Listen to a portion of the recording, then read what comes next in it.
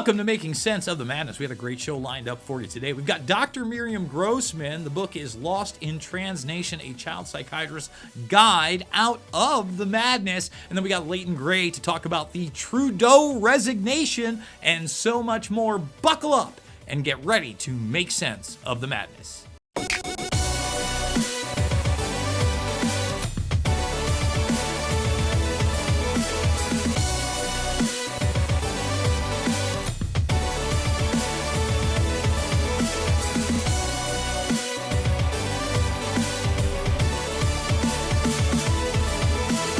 I am a board-certified child, adolescent, and adult psychiatrist, author, and senior fellow at Do No Harm.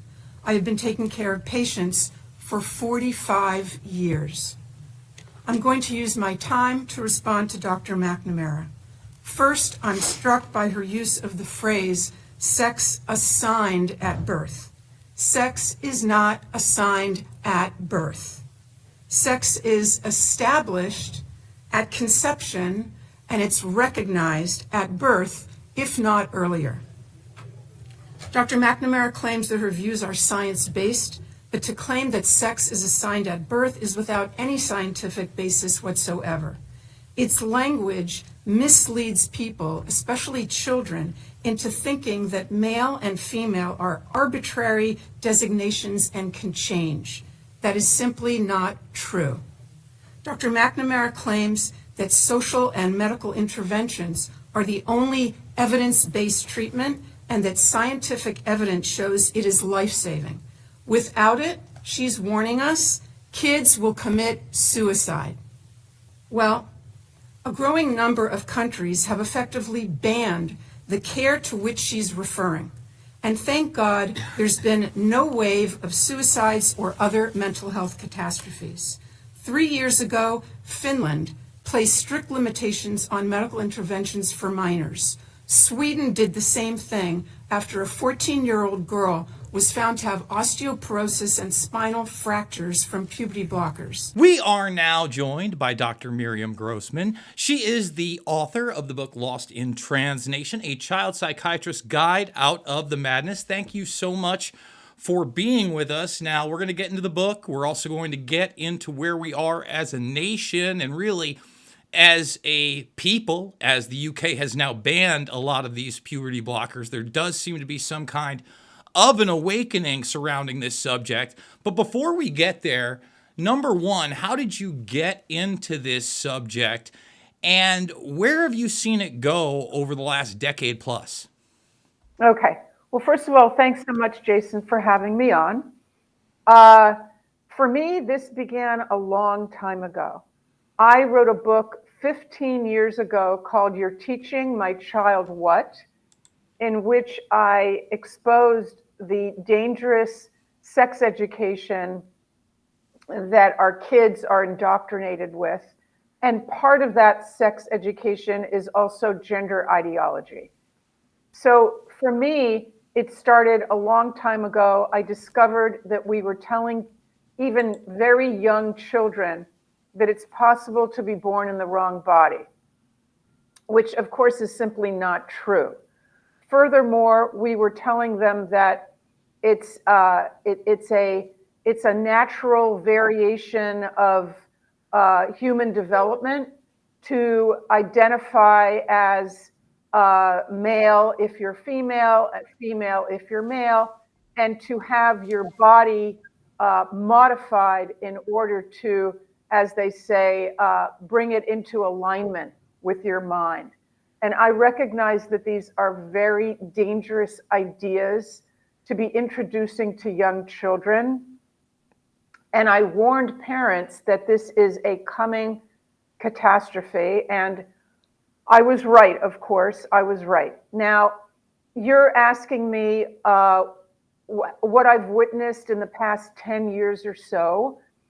What's happened is that we have had an explosion, a skyrocketing of cases among predominantly girls, teenage girls, who become convinced that they are in the wrong body. They develop a a discomfort or even a disgust or loathing with their physical bodies, their secondary sex characteristics, their breasts, their genitalia, their hips, and so on. Now, we know that this is a social contagion. A social contagion is when beliefs or behaviors spread within a friend group. And that friend group can be in real life or it can be virtual online. So, for example, many of the kids that I see in my practice, and my practice is now devoted to helping those young people who believe, who have the delusionary belief that that their authentic selves is the opposite sex or some other category. So my practice is devoted to helping those kids and their parents.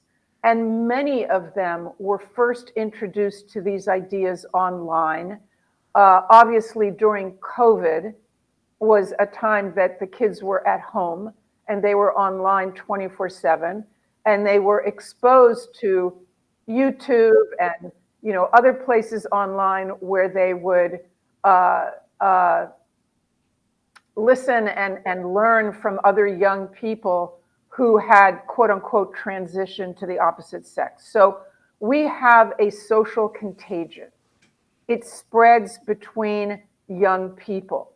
Now, are there very rare instances in which kids at the age of 3 or 4 or 5 years old come to their parents and say, I'm not supposed to be a boy, I'm really a girl, and those are kids who have not been exposed to a social contagion? Yes. But Jason, the thing is that those cases are extremely rare. We're talking about 1 in tens of thousands or 100,000 people. That's extremely rare, and that is not the kids that we are now talking about in this country who are, clamoring for testosterone, estrogen, to have their breasts removed, to have a fake penis constructed. That is a different population. So there's several things, Dr. Grossman, I want to hit on what you just said. The first thing is the fact that you're calling this a social contagion. I'm 45 years old, so I can remember a time when people who dressed as the other sex or acted as the other sex had a different name. It was not transgender, it was a transvestite, and that was an accepted term. And that was somewhat normalized in the 80s, 90s before the craze of cross-dressing started to seep into popular culture via people like RuPaul and others. The second thing that I would like to hone in on, how did we get from transvestite into this transgender ideology? The second thing is you talked about social groups and influence.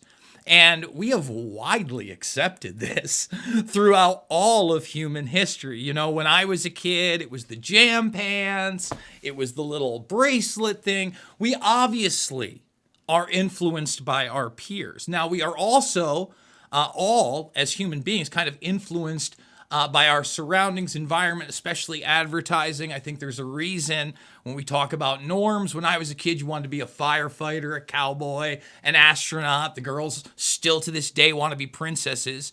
Yet we're not allowed to acknowledge any of that influence anymore. Everything, like you said, is driven through this authentic identity and self-promotion. So now there is no influence. There are no phases. We have to accept people for what they believe.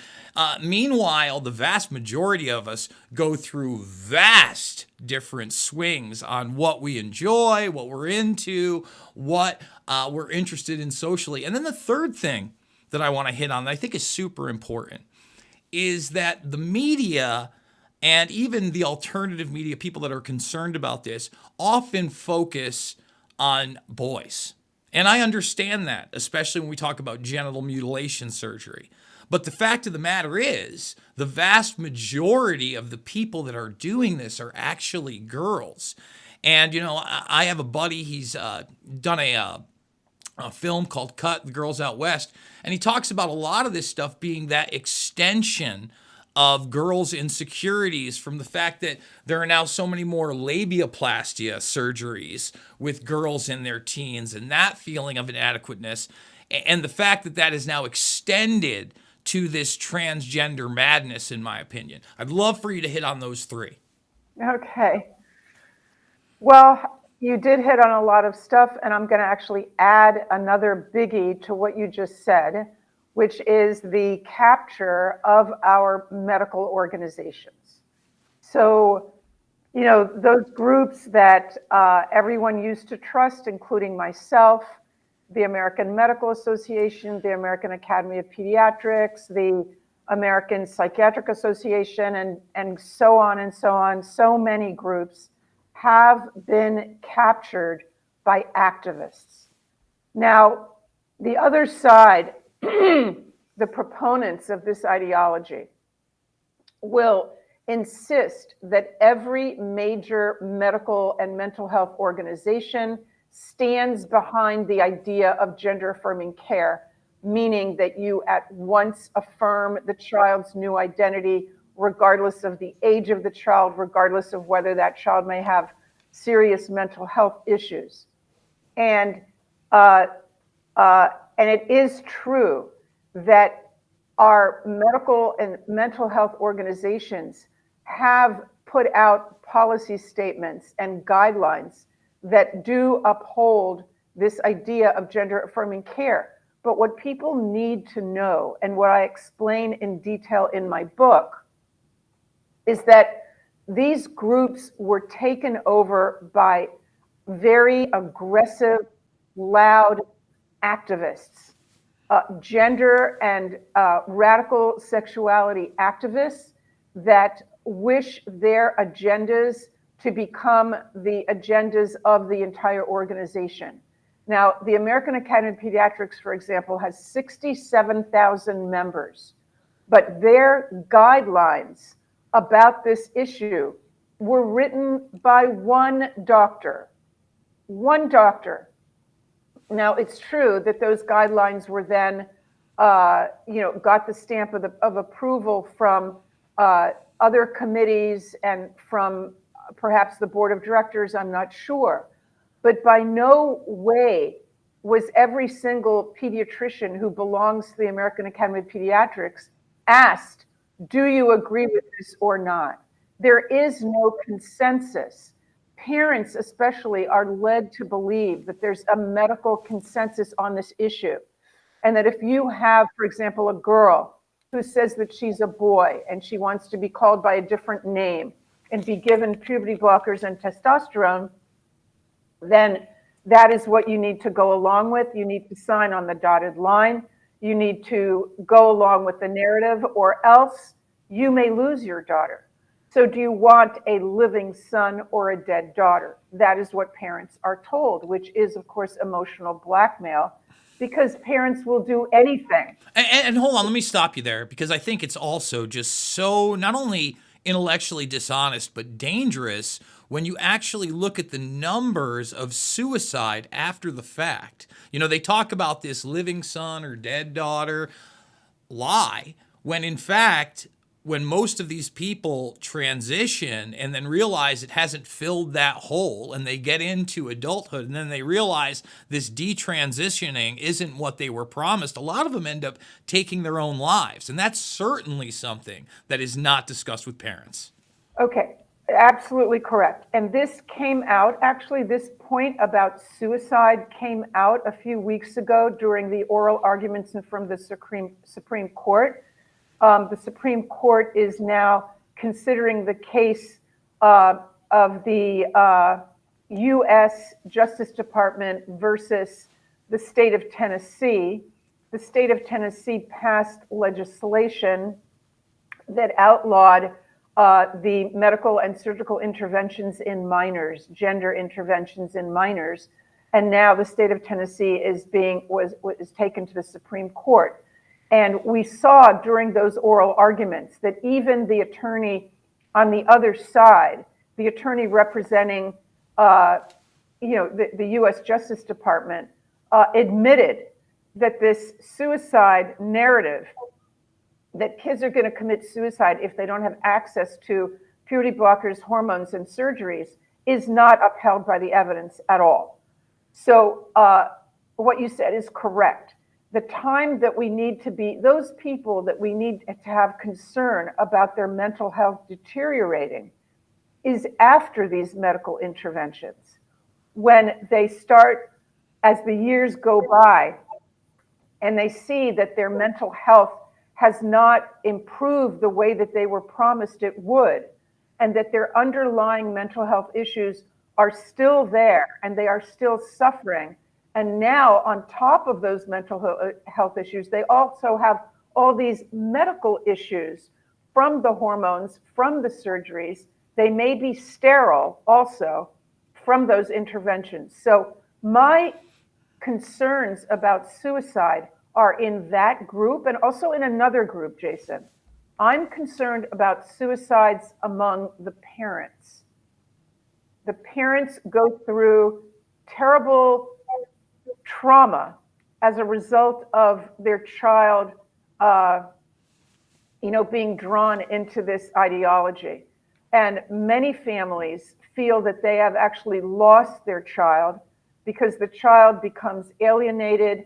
Part of the ideology, of course, is to convince young people that whoever doesn't go along with your new identity is a bad person, a toxic person who doesn't love you. So, they buy all that. They ingest all this horrific, these falsehoods, because the parents obviously still love and adore and are devoted to their kids. It's just that they will not, they will not deny reality, and they will not stand by as their child insists on harming themselves medically. So the situation of the parents, and I write about this in the book as well. I devote an entire chapter in my book called Mourning the Living. That's what these parents are doing. And I am concerned about the mental health of parents who have been through terrible trauma and who my profession, the mental health profession, has abandoned.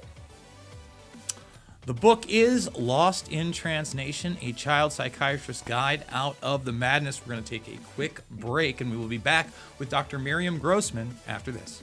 Hey folks, it's your buddy John Rich here and co-founder of Old Glory Bank. Let me ask you a question.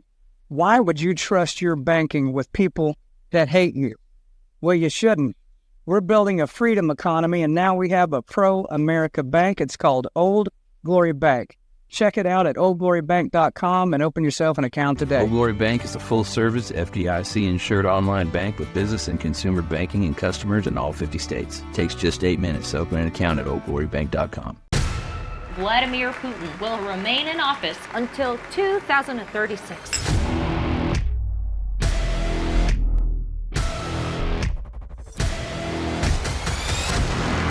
Putin is being called bold. What's your strategy to bring them back to the Stone Age? Daring. You won't be able to look away. How can his kingdom last? Putin. Rated R. In select theaters January 10th. And we are back. Dr. Grossman, you just talked about parents. And I think this is, again, one of those vital aspects, not only about this, but parents' rights in general. We've seen them completely and totally eroded over the past couple of decades incrementally. And now the idea that you have no domain over your child in some states if they choose a separate gender is completely insane. We don't allow children to get tattoos without the permission of their parents. They're not allowed to smoke cigarettes until they're 18, 21 in some states. You can't even join the military, which is life-changing, until 18 years old. And I would argue it is outrageous and egregious to do this to teenagers. But now we've gone further into the domain of children that are not even 10 years old, who are prepubescent, who unfortunately, look, when you're a kid, they're big dreams. You are totally delusional. And there are going to be certain things that you grasp onto and say that are not based in reality whatsoever. I used to do a podcast with a MMA buddy of mine, and he's like, my boy at 7 or 8 years old went through a phase where he was wearing his dinosaur pajamas and thought he was a Tyrannosaurus Rex. Now, we played along a little bit, but we didn't feed into it enough to the point that he's going to think he's a T-Rex. But in today's day and age, especially in Western culture, we've gone even beyond that pale, right? I mean, outside of the transgender issue, which is completely dangerous, we now have added on to these identities to people that identify as animals or fur. I mean, the list goes on. It's really infinite. Why, as a society, number one, have we allowed this? But number two, that do we have people that mentally ill or emotionally distraught that they feel they have to go to these extremes and really can no longer identify as human? Okay, yes, we do have extremely mentally ill people, to answer that question. But I want to explain a few things. I think this will make it easier for you and your audience to grasp. You see, the left always has to have another way to push the envelope. So if you look at, 15, 20 years ago, it was same-sex marriage, pushing the envelope in that way, redefining marriage, and saying that the union of two women and two men is the same in every way as the union as a man of a man and a woman. Okay, so that was then passed by the Supreme Court.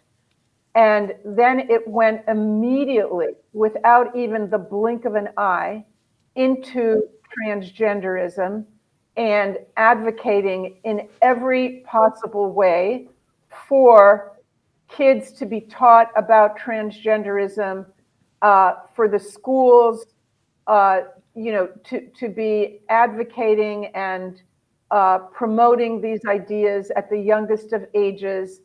And then these ideas entered into the legal system. You mentioned what's going on with parental rights. And why is that?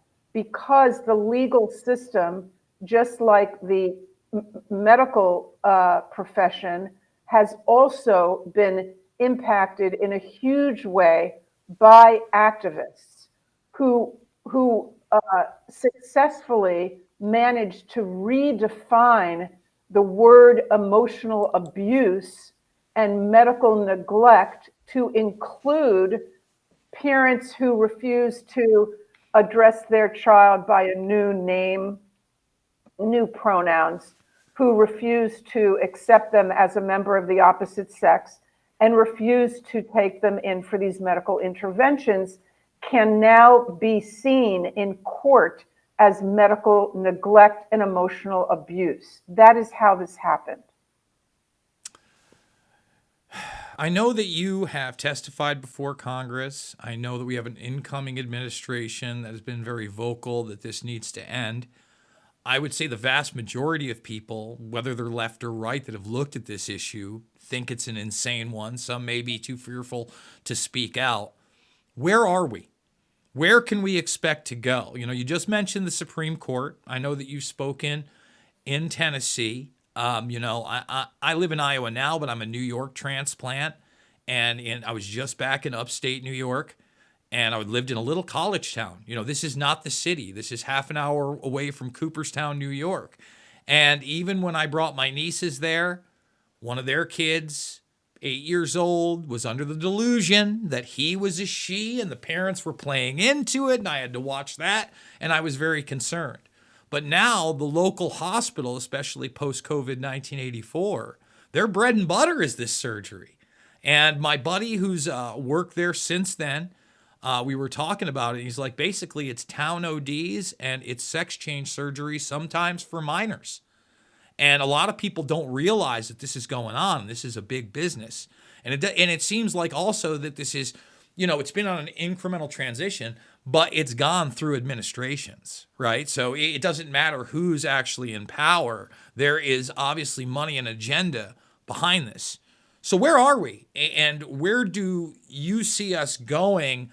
Best case scenario, but what is the reality? Okay. Well, I'm actually, Jason, so much more optimistic today than I would have been if we had talked a year ago. So it's been a good year for us who are fighting this battle for reality, a battle for children and families. It's been a good year. We've had more and more states successfully pass legislation. We have this case in front of the Supreme Court, which we always knew was going to happen. And I do hope that the conservatives on the court and those who are living in reality and have a brain in their skulls will figure out that, what is the right thing to do. There are some Supreme Court justices who astonishingly are just so profoundly ignorant on this subject, but okay, that's the way it is. We've had also a growing number of lawsuits that have been brought against hospitals, doctors, and therapists. So none of them yet have been in court, taken to trial. But I'm very optimistic about that.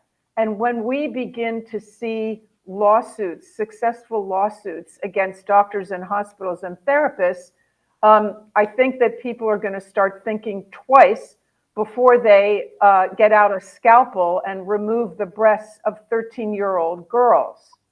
Now, regarding Trump, I'm very happy to hear some of the things that Trump has promised to do. We'll see if he actually does them or not.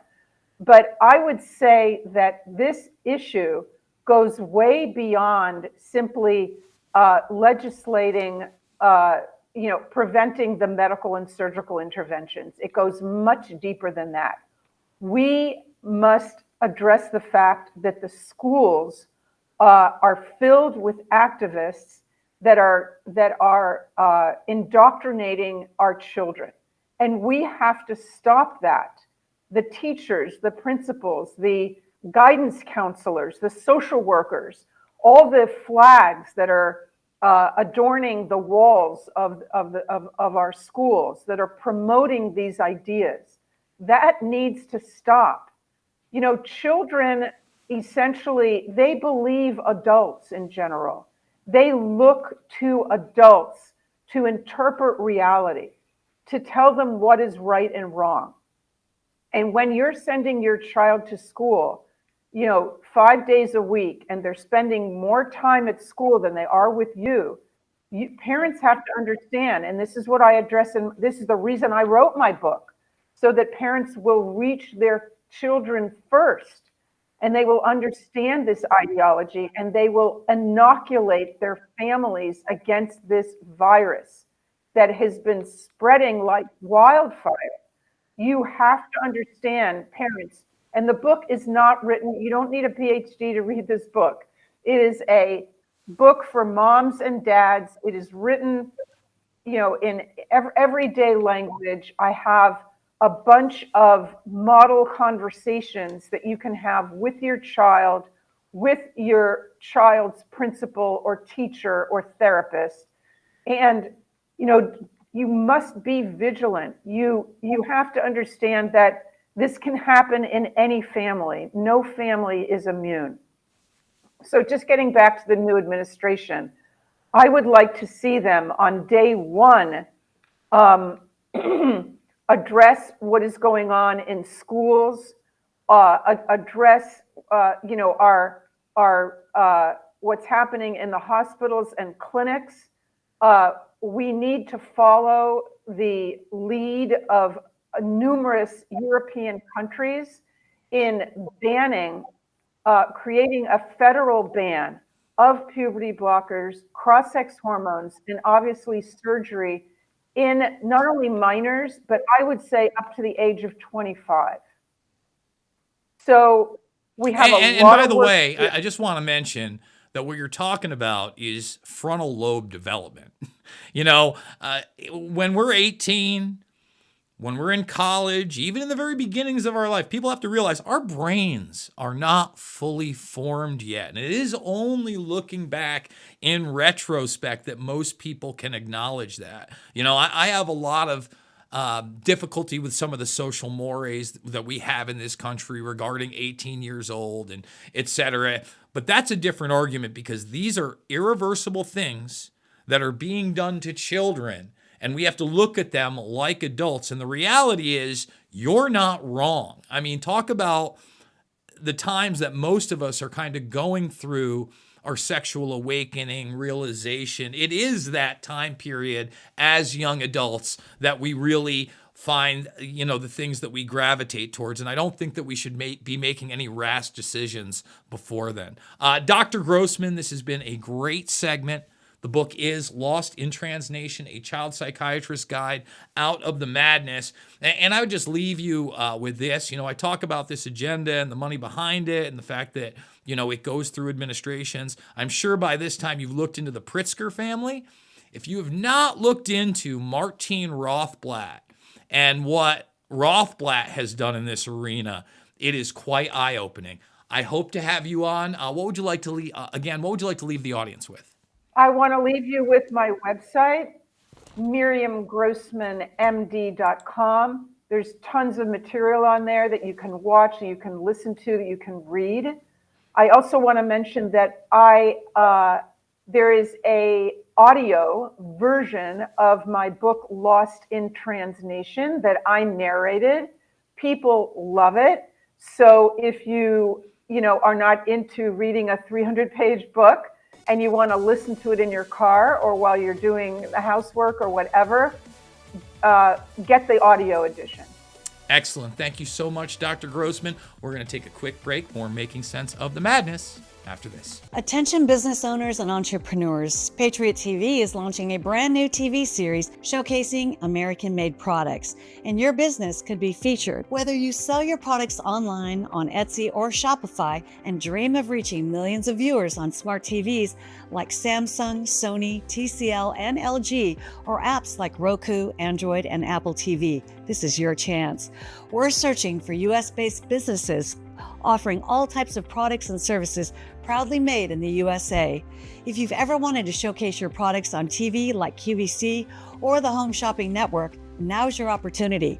Support our American economy, grow your business, and be seen by loyal Patriot viewers across the country. Know someone with a business or have a business yourself? Don't miss out. Contact us at supportingpatriots.com today. Be a guest on this new exciting TV series.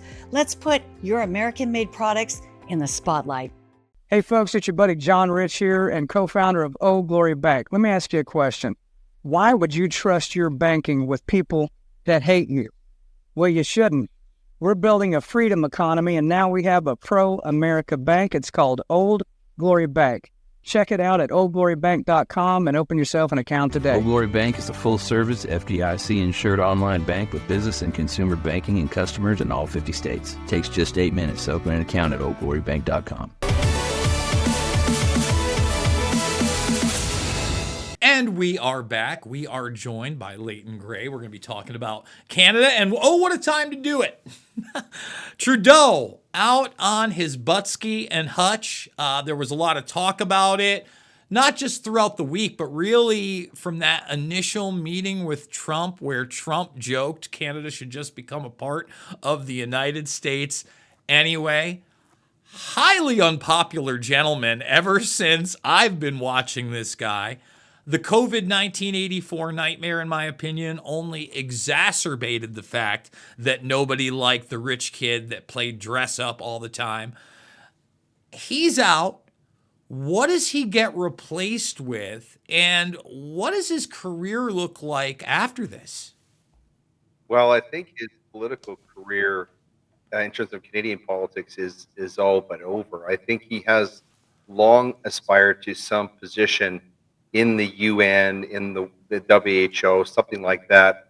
It's become very obvious to close observers like myself of Canadian politics that Justin Trudeau has long since been taking his cues from the globalists. There's nothing about what he has done during his government. He came in, 9 or 10 years ago, promising us a lot of the same things, the same sort of joy that the Democrats promised Americans. He promised sunny ways and transparent government. And a decade later, what we have is a country full of people who are less free, less prosperous, and less optimistic than they've ever been in my lifetime.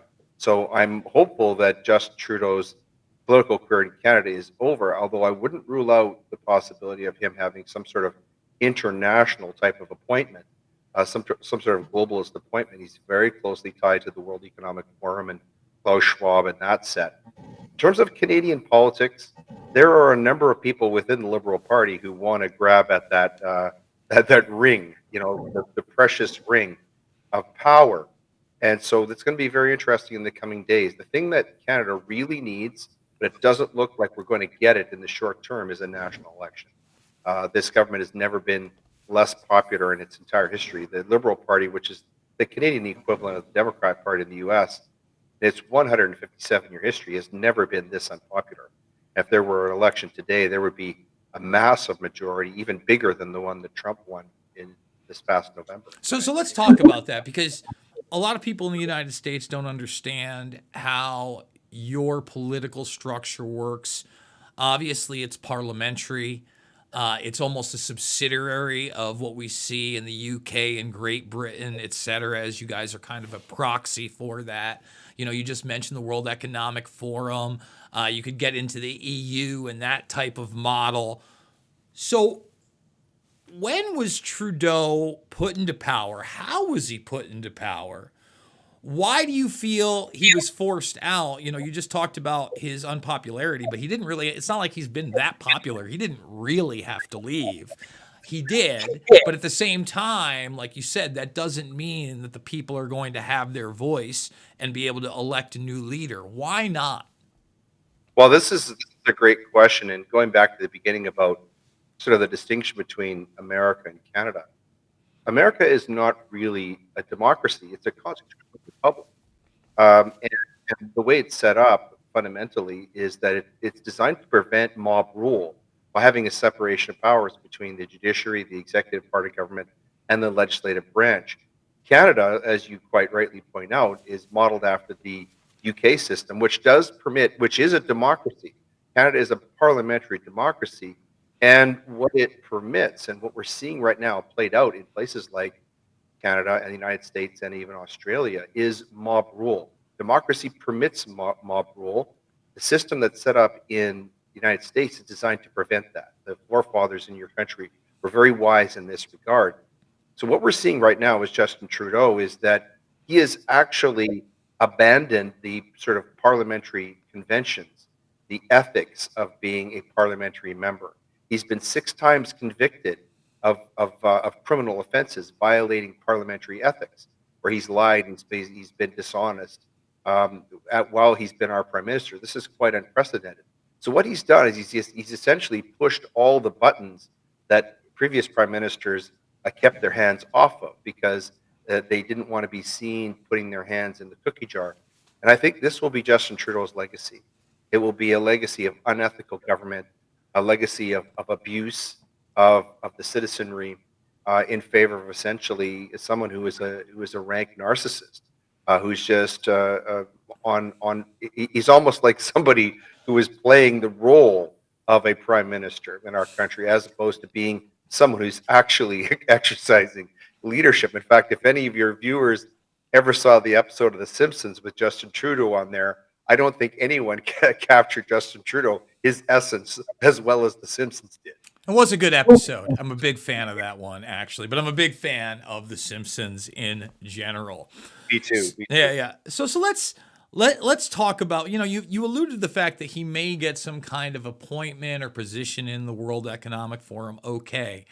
But I would say my real concern is that the World Economic Forum is still going to exude its influence and power over Canada by putting similar people in power there. Do you think there's a possibility of a shift against that, or is your nation just too far captured? Because look, I understand there's somewhat of an awakening there, just like there has been in the United States. Obviously, the trucker convoy and those type of events had people looking outside of the box, but the World Economic Forum in itself is only a forum, right? It's only a mouthpiece for a larger globalist agenda. We haven't really even discussed the Bilderberg Group, which just named, Stoltenberg as their new co-chair on the steering committee. Huge global move. Most people don't even understand what that means. We haven't mentioned organizations like the Council on Foreign Relations or the Royal Institute of Affairs, which it's brother or sister program over in the United Kingdom, which also exudes a lot of influence in the globalist arena over these governments. So when we talk about that aspect, what do you think you can expect on the incoming government? And if it's not satisfactory and it's among those lines, will it be enough to get the people motivated to challenge that? Well, this is a very astute point that you make, and it's actually the reason why people like you were talking to me about Canada. Where Robin Williams once joked that Canada's essentially a loft apartment over a great party. We've been an afterthought, but we're not an afterthought to the Trump administration. Very interestingly, people like Donald Trump and Elon Musk, Vivek Ramaswamy, Mr. Homan, Tulsi Gabbard, and others have been recognizing for a long time, going back to the Freedom Convoy, really, that the situation in Canada, the Communist Party, pardon the pun, that's going on here, poses a geopolitical threat to the safety and security of the United States. Canada has become, under Justin Trudeau, a CCP client state. We have proven interference of the Chinese in our last two national elections. That's how Justin Trudeau was able to win 3 national elections in 6 years. So the question of what Canada is going to be going forward is a very, very important one. And I think that the Trump administration has its finger firmly on. And I think his administration, his new administration, which is going to take effect later this month, is going to tolerate this from Canada any further. I think that Justin Trudeau was told when he was summoned down to Mar-a-Lago recently that all of this was, that the jig was up and that he was going to have to get in line. I see MAGA, and you might disagree with this, I don't know, but I see MAGA as more than a political movement. I see it as a made in America global response to globalism. It's a very important movement culturally, politically, and indeed even spiritually. I was at a rally, a Trump rally in Henderson right before the election. I can tell you, being there with 20,000 people, a circle of 200 people holding hands, praying that Donald Trump would win the election, that has an effect on you. And I left there with a whole new insight into what MAGA is about. And it's resonating here in Canada. We're seeing the aftershocks. It's why countries like Japan and Hungary and Serbia and others are really taking notice to what's going on in America. And I see the situation, Canada's best hope for being a free and prosperous nation again, being sort of rehabilitated to that dignity, is to get in line with what's happening in the United States. I've been politically homeless for 2+ decades. I have voted for this guy with all of his imperfections 3 separate times now. I won't register Republican. I've never registered Democrat. I want to keep my independent identity so that I can criticize both sides from a position of strength. However, I spoke on the Reawaken America tour. I'm on a largely conservative network, and I actually ended up, and I'm not a religious guy, agnostic at best, everybody, at an evangelical Trump rally led by Ben Carson. Right. And look, the bottom line is, even if it's on the peripheral, people that normally would not have awakened to some of the issues that we've just discussed in the last 10 minutes in this segment would not be there without Trump. And whether you love the guy or you hate the guy, because, again, he's a polarizing figure. I understand that. He is by far, without a doubt, anybody that, again, is being intellectually honest, the most popular political figure, forget about president, in my lifetime. There is nobody else. I mean, you could talk about Reagan. It's not even ballpark, everybody. I mean, you got to remember this guy came from the world of celebrity and pop culture. I never watched The Apprentice. I couldn't give a rat's ass. I was a little kid watching him at the WWF before it was the E, and he extended that. He knew how to tap into those things. And quite frankly, you know, when he went up there on the podium to debate in 2016, I was much more of a Rand Paul guy.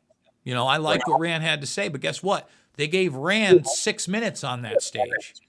Trump got 20 and killed it and talked he came at it from a position that Rand Paul never could, because Rand Paul was never a millionaire celebrity that had donated to a bunch of these guys. And the bottom line is, with all of its warts, his first administration is the best presidency of my lifetime. I think especially at the tail end when we're talking about COVID-19 84, Operation Warp Speed, we get into some stumbling territory, no doubt about it. I think the mea culpa is right in front of our face with Bobby Kennedy Jr. as the HHS secretary and what we're seeing in that realm. I think the comeback from all the corruption in the FBI and the CIA is hopefully coming with mass declassifications and Kash Patel. But I also think that we have to hold these people accountable and ensure those things happen and not just pass the buck, because these 4 years are going to fly by and we don't know where it goes from there. We're going to take a quick break. The website is returntoreason.com. We will be back with more Making Sense of the Madness after this. Hey folks, it's your buddy John Rich here and co-founder of Old Glory Bank. Let me ask you a question. Why would you trust your banking with people that hate you? Well, you shouldn't. We're building a freedom economy, and now we have a pro-America bank. It's called Old Glory Bank. Check it out at oldglorybank.com and open yourself an account today. Old Glory Bank is a full-service FDIC-insured online bank with business and consumer banking and customers in all 50 states. It takes just 8 minutes to open an account at oldglorybank.com.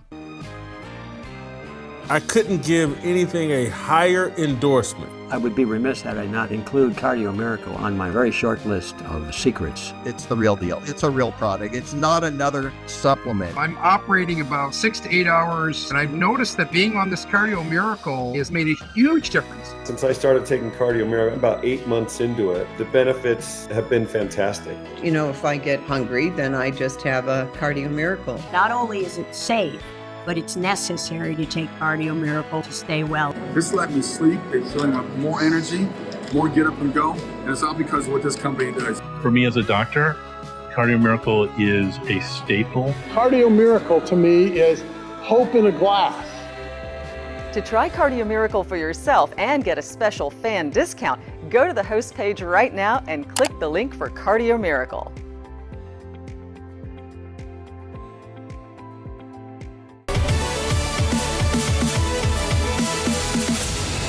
And we are back with Leighton Gray. Leighton, there is, a sense, you talk about all those people praying of positivity here in the United States, right? And really you could talk about globally, right? A couple weeks ago when I saw Donnie T up there in his first press conference, he's actually talking for 45 minutes and he can speak and he's taking questions and he's trying to shake down this Japanese mogul for another $100 billion. That's what I want to see, right? We're pretty happy about that type of stuff. But at the same time, the guy's head was almost blown off 5 months ago, maybe even less. There's a second attempt. I don't put it past these people for a third attempt. When we are talking about Donald Trump and his opposition to a lot of the globalism that has been pushed, it has put him in a precarious spot when we're talking about, again, I hadn't seen a president shot since Reagan 40 plus years ago. That doesn't happen unless they want it to happen. What are your thoughts about that? Because a lot of people, not that the media ever really honed in on that. They kind of either obfuscated it or ignored it as much as possible. But I think there's the very real possibility of an attempt on this guy's life or his inner circle, and the chaos that would ensue afterwards is almost unimaginable. I think this is a danger, and it's frightening to say that. I think one of the things that Donald Trump did, which was very wise, is during this past election, as opposed to 2020, he built a coalition of people. And you have somebody there in JD Vance who really is a president in waiting. And there are other people who could fill that role. You have Ron DeSantis, I think, could be an excellent president. There are others there who are sort of could carry this movement forward. I think Donald Trump realizes that the MAGA movement is bigger than him. And this is something that's very important, and I believe that it will survive. I would not want to see Donald Trump become a martyr. I think he has a very important role to play, not only for the United States, but on behalf of freedom, world freedom. And I tie Canada into that. I'll give you one example.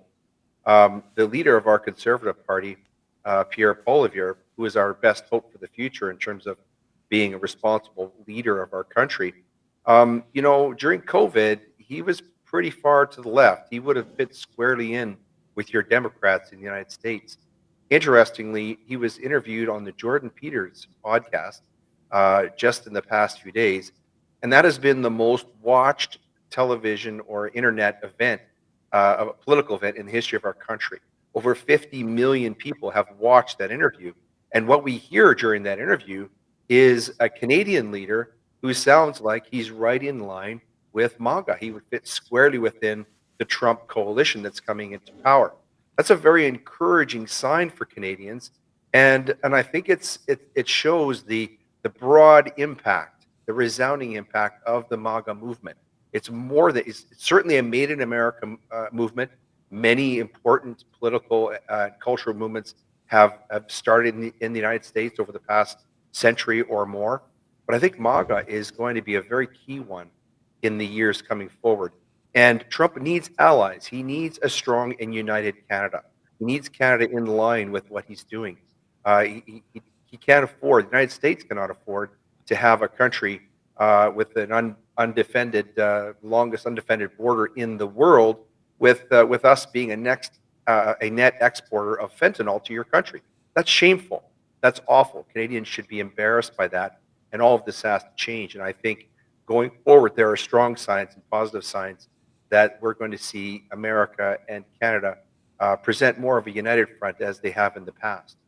Well, I would just say this, a lot of people have said the right things after the fact when it comes to the COVID 1984 nightmare. Let us hope that we don't have another disaster, because I certainly don't trust those people as far as I can throw them. I think you mentioned it was the Jordan Peterson podcast he was on. Jordan Peterson, the shots were the best thing since breakfast. Roll it up. Oh no, they're safe and effective and working and all that other stuff. And it's funny because the guest I had on right before that, she has a book out, and the forward is by Jordan Peterson. And all I'm going to say is I'm a college dropout pizza guy, and I got it right. So good for him on his PhDs and his make your bed Johnny nonsense. I would just say, again, you got to be your own hero, and we're going to have to navigate a lot of things, not only in these next 4 years, but so much more to come. And that really comes to my final question.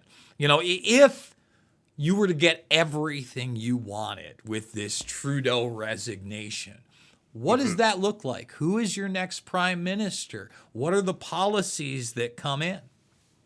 Well, that's a great question. I think in the short term, we need a national election. I think our next prime minister is going to be Mr. Poilievre.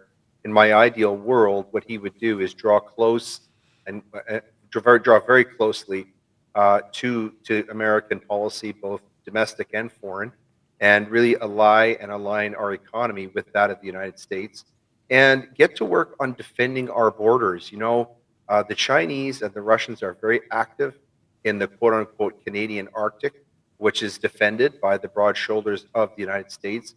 And I think I would like to see our Canadian leader get in line and be more cooperative and more collaborative with the Trump administration. to our mutual benefit. That's what I'd like to see in the short term.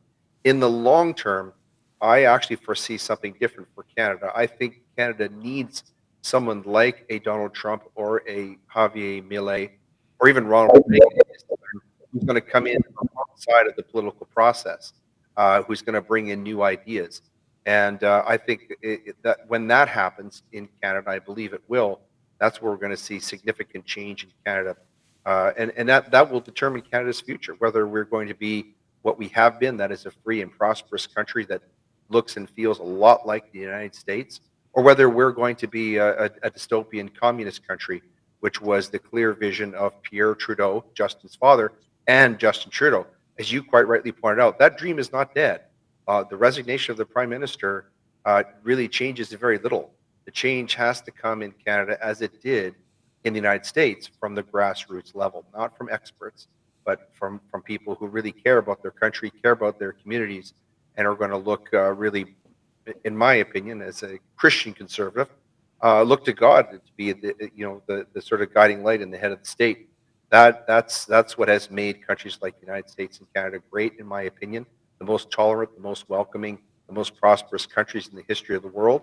And that, to me, that combined, that allied future is what I would like to see. You know, one of my highlights the past couple of years was Justin Trudeau scurrying away as he was shunted by the Chinese Prime Minister Xi Jinping, I believe at the World Economic Forum or one of those globalist meetings. Leighton Gray, it has been a pleasure. Thank you so much. ReturnToReason.com is the website. Folks, you know the drill over here. It is not about left or right. It is always about right and wrong. Good to be back in the saddle. I hope the new year is treating you well. I love you guys, and we'll see you on the flip side.